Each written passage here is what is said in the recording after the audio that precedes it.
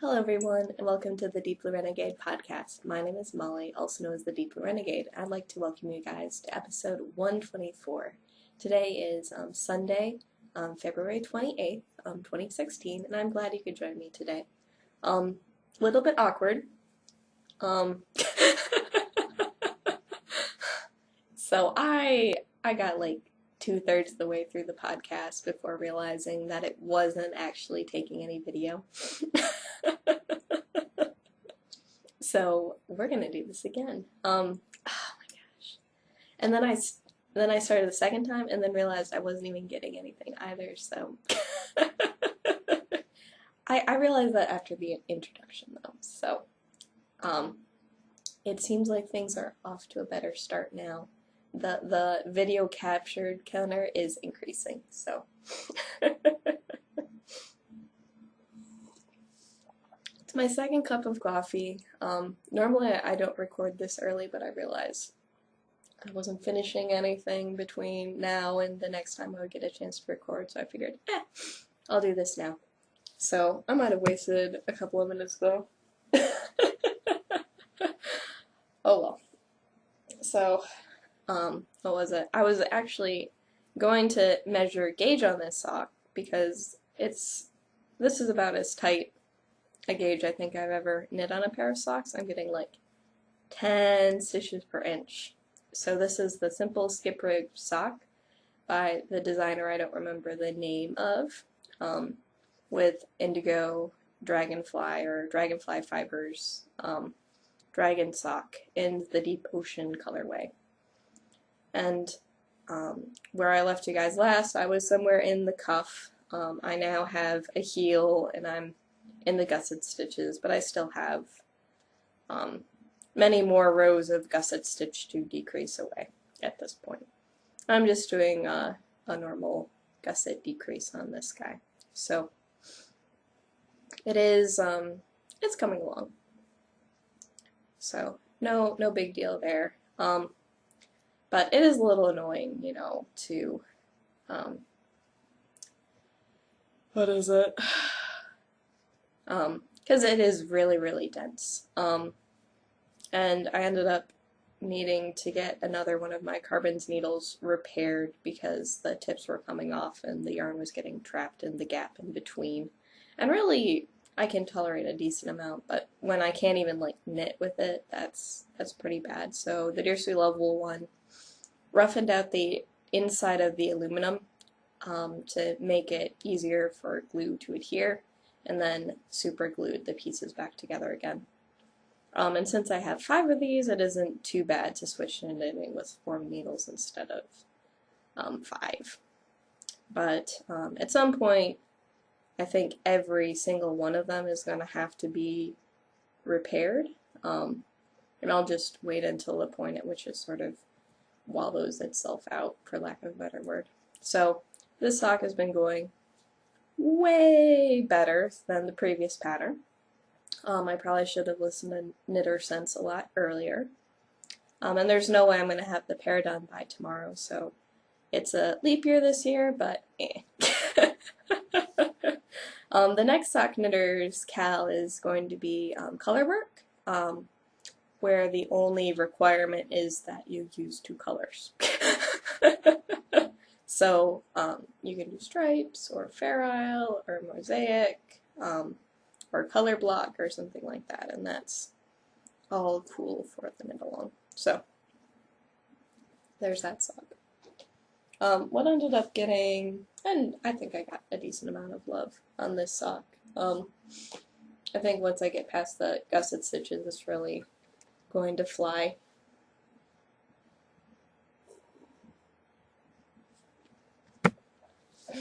So the thing that ended up getting quite a bit of love is I seamed so I finished the left front and then seamed the body pieces together. So this is the Mold Cider by Thea Coleman, and there is so much sweater.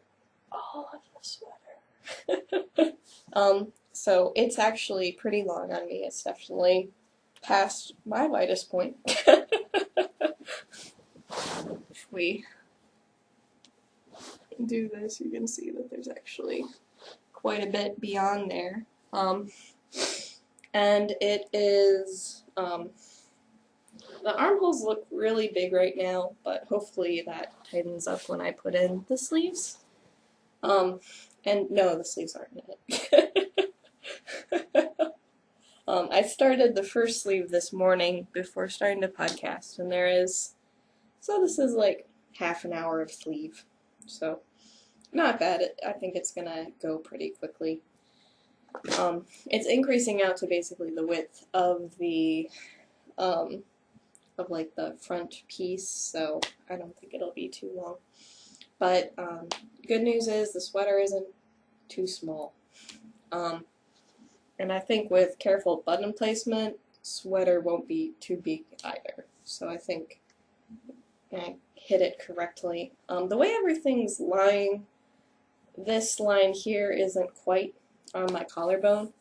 It's a little bit below, but I don't think that'll be a big deal. And, what is it? And then there's the fetching line with all of the cool texture there, and the way the lighting is really highlighting the texture very nicely.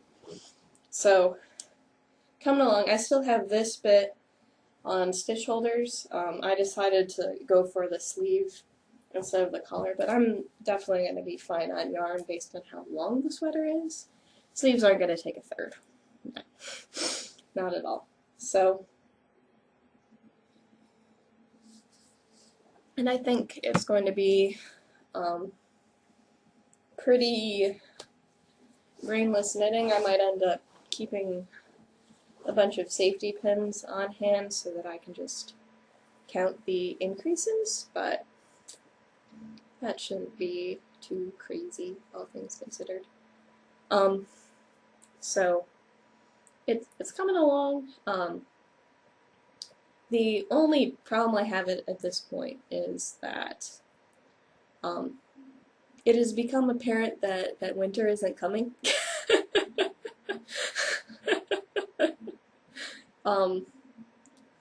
Like, the forecast keeps on being like highs in the 70s.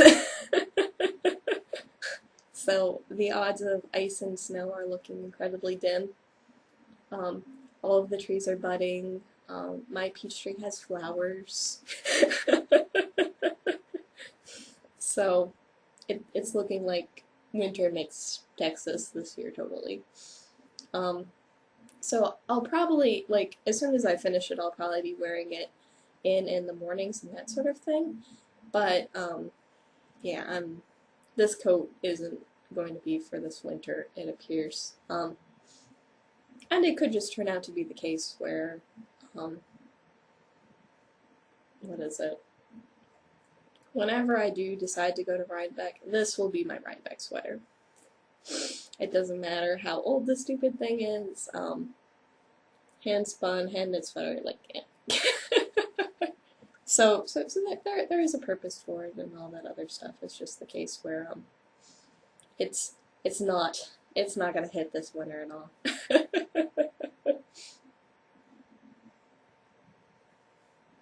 So, not the end of the world, but maybe a little bit annoying. So we'll see how it goes.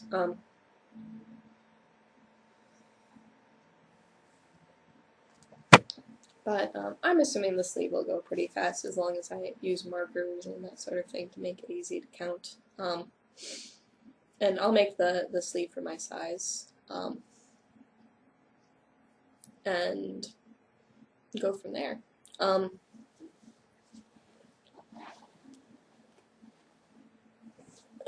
I even have the yarn around to do the yarn count? Not looking like it. Oh no, that went. Oh, I found it. So, oops. I just dumped a bunch of yarn all over the place. Okay, so 1, 2, 3, 4, 5, and then some really small bits left in there. And I'm definitely not at whole skeins on the other side, but I think that'll end up being fine. They're still pretty good size. Well, maybe this one's a bit hollowed out, but they should be pretty good size skeins for making sleeves. So I have sleeves and the collar left to do on the sweater. And then it'll be done in time for it to be 90.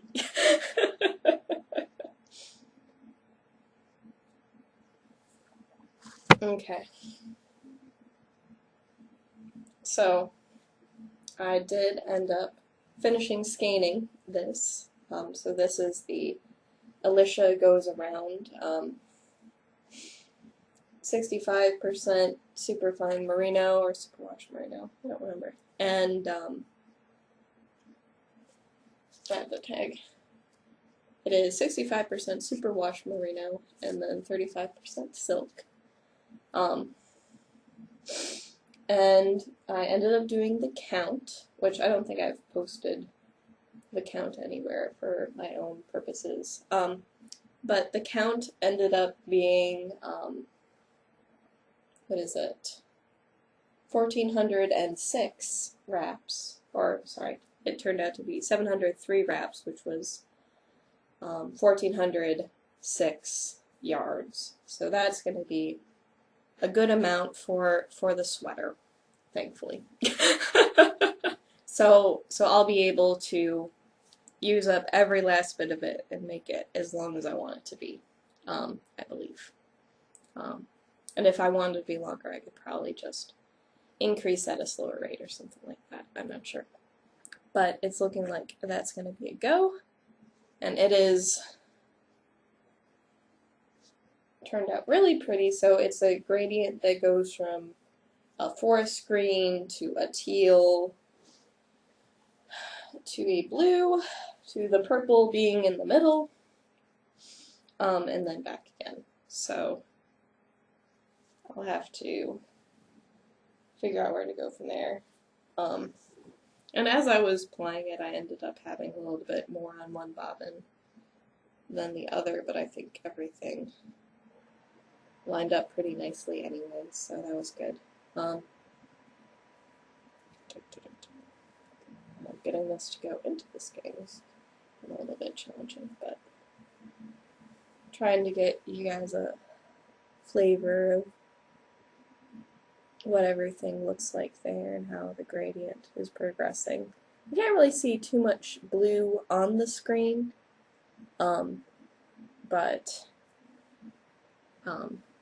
whereas it actually, the silk, where it didn't end up taking as much dye, ended up resulting in some lighter spots in the gradient, but I think it turned out very pretty.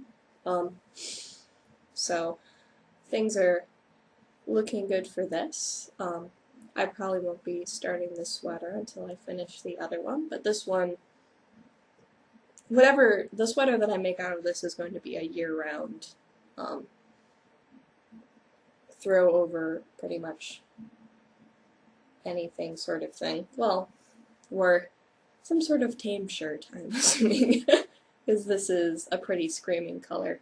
But really turned out soft, really like the hand of this yarn and how it turned out.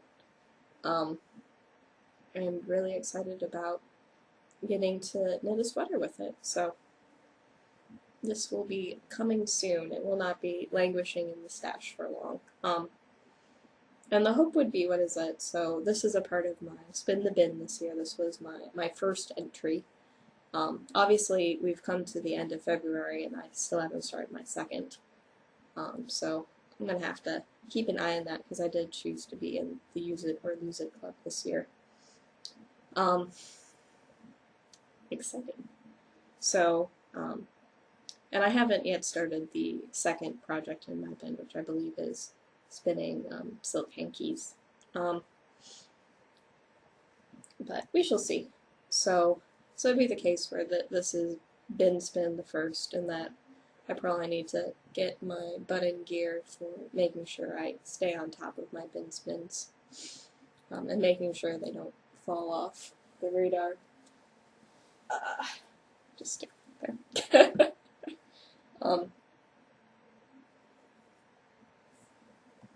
Now what I ended up starting was a part of the spin along. So I ended up putting up a pole. And what ended up winning was making singles out of this fiber. So this is 80% merino and 20% tussa silk, and this is from Three Waters Farms, and this is the first time I've ever spun anything of theirs. And it is really soft and lovely. I ended up fluffing a little bit before I started to spin, deciding which end I wanted to go from, that sort of thing. And I've done maybe like 3 colors so far, but still there are quite a lot of colors here. And then if we tilt the wheel into frame, you can, we're going to have to do this differently. Let's see if we can do it this way. Oh yeah, that's perfect.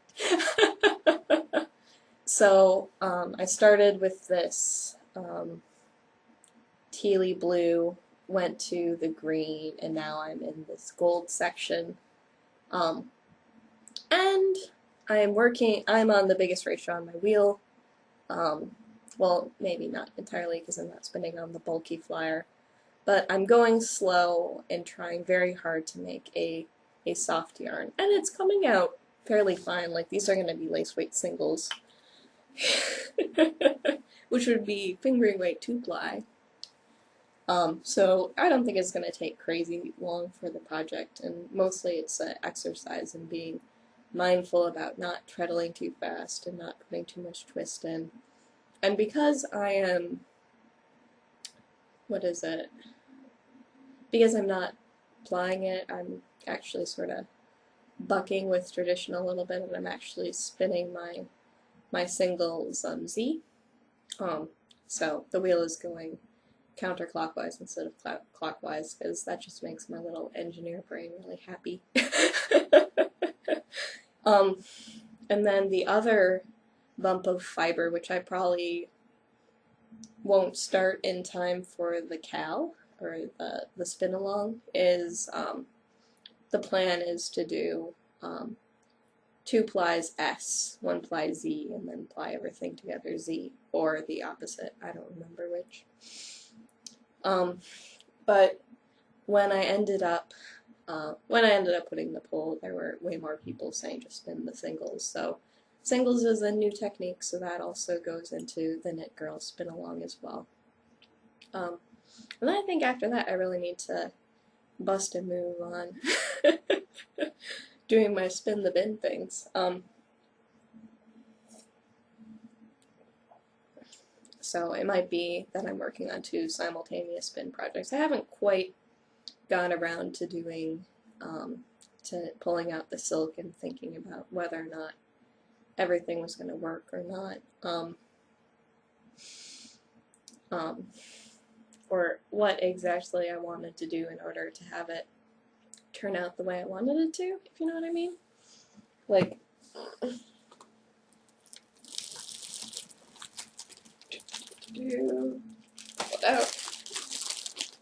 because I have like this set here, which I think would make really pretty fiber, all things considered. And all these greens, and then I have this set here, which I think really goes well together. And that has a little bit of the greens, but then there's an awful lot of, say, magenta in it as well. So I don't know if I want to, like, spin this as apply and this as apply and put them together and have things come out how they will. Because then there is a decent amount of purple in here, which I think would play nicely with this.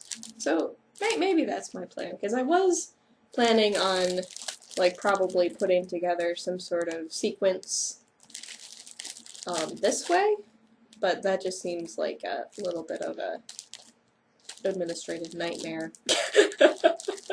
And the plan would be whatever, to have like 3 ounces of yarn, which hopefully is enough to make something. But yeah, I'm wondering if I want to do it this way and whether or not I can have it be a part of a different spinning challenge or something like that. Because I would like to maximize yardage on it. So that's my puzzle, and maybe that'll be my plan. Because it'd be the case where I just had to like sit down and look at it and figure out if it made sense. And I think that plan is decent. Oh, silliness. So that's sort of why that project hasn't been started. I've also been enjoying being able to focus on 3 things instead of 50 bajillion things. So that's just the way I like it. I don't know. So, because I am at least a little bit right now feeling the siren call of like, you could do other things. But I guess I did start something new this week with the spinning, so yeah, such is life. Oh, trying to think if there was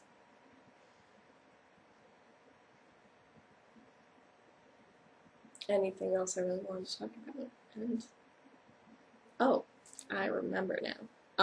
So I did end up signing up for 2 classes for DFW Fiber Fest. This is the first weekend in April, and I will be taking 2 classes with Abby Francomont. And if you're on the fence about it, there appears to, like, the spinning classes haven't really sold out.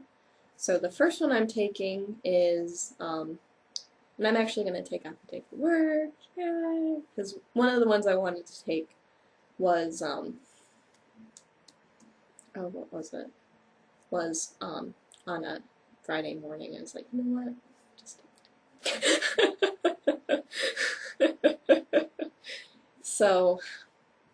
So that class, and actually I don't remember which one is which days, but one of them is about spinning for projects and working on everything you need in order to basically make the yarn you intend to make, which I think will be really interesting. And then the other one is about fiber prep and all the different types of fiber prep and how you spin them and prepare them and all that other sorts of things. So they're half-day classes, and I am stoked. So, what this probably means is that for Fiberfest, I will be around, like, for 2.5 days. So if you were planning on coming up for it, I will be around. I still need to post in the thread and say that, yeah, I'll be at the podcaster meetup. So thought process would be, podcaster meetup is Saturday after lunch. My class is Friday morning, and my other class is Sunday morning. So I'll probably be hanging out, what is that? And normally what we do is we actually have knit night at the official retreat hotel, which is maybe, and like last year it involved like hanging out with the yarn harlot, so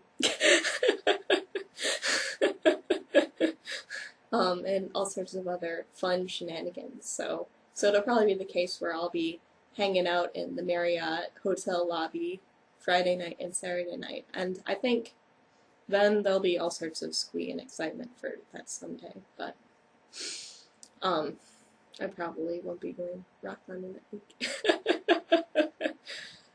So I am super excited that my plans are somewhat firmed up, and I'll have to generate excitement with my knitting group to make sure that they can have knit night at remote location, but I think I think it'll be a good time. So I'm really excited about that. I didn't end up taking any classes at Stitches Texas, but I did take the JC Boggs class last year at Fiberfest, and I really found it to be very interesting. And it just be sort of the case where I find a lot more value add with spinning classes than knitting classes. Like most of the knitting topics, like you're like, I can teach that myself, no big deal. But with the spinning ones, they have been tremendously helpful and really awesome. So I am really looking forward to getting to meet Abby Frankemont and have her sign my copy of Respect the Spindle. So, which isn't ordered yet. I'll have to make sure that Amazon order gets pushed through. Might need to add some other things to it as well. I'm not sure. But, yeah, so I'm really excited about that. I'll probably just have, like, short reminders for Fiberfest. I have to laugh a little bit because I hear about, Laura from the Knit Girls being like, and we're doing this, and we're doing this. And I think that might just be the fact that since I'm, like, watching several episodes in a row, be like, ah! So if you watch several of my episodes in a row, hopefully it isn't super repetitive. So I'm definitely enjoying the lighting I'm getting from recording earlier, but not sure I can make that work in the future. I don't know. It should work out. It'll be okay. And I still have plenty of time to get ready for climbing. So I should be able to record next week. Let's just look and see what that is, because it's not going to be a nice multiple anymore. Or my favorite ones are when it's like the multiple of 7 or something like that, because that just makes it super easy to, what is it? It makes it super easy to do the math for when you'll be recording next.